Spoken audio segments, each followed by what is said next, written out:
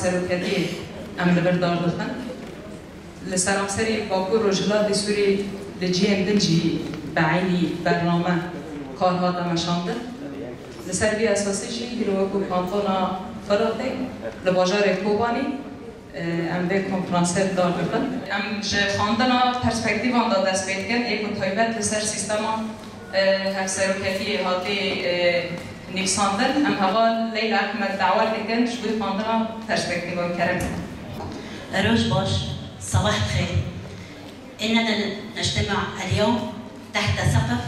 الإرادة المشتركة وليس فقط الرئاسة المشتركة إنما هي الإرادة المشتركة. هذه الإرادة لم تأتي من فراغ وإنما كانت وليدة معاناة المرأة، وليدة ما كانت تعانيه ووليدة مقاومتها ونضالها عبر هذه السنين. لذلك أبارك هذا الكونفرنس على جميع النساء اللواتي كن تواقات للعدالة حتى وصلنا إلى يومنا هذا.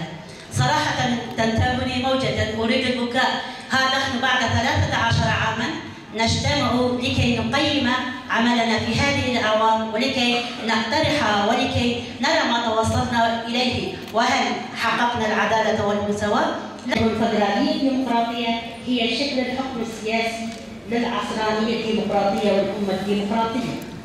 إن الوحدات التنظيمية الديمقراطية التي تنطلق من المستوى المحلي وتنظم على نحو هبانو شخو روجانا ام حركز گلی بگلی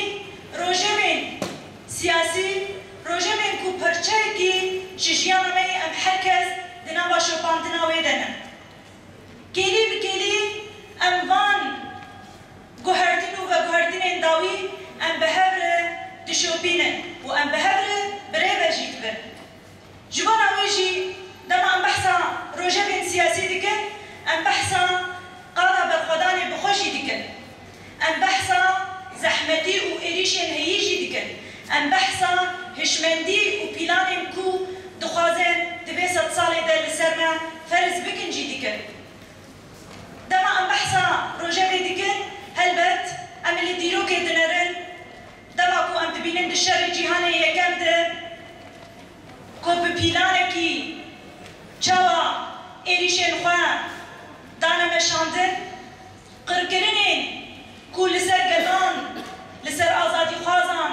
لسر جنان لسر كسيم كو ايدي ظلم نخوشي نوكهفي قبول ندكرن مديكو جوا بلان خوان لسر وان فرس كرن دما بالديروكا شر جيهاني كمين دنرن ودماكو ان لديروكا شر جيهاني دويمين دنرن ودماكو ان لديروكا شر جيهاني سيمين دنرن فرق جداهي اوه زيده جهفتنيه همان بلان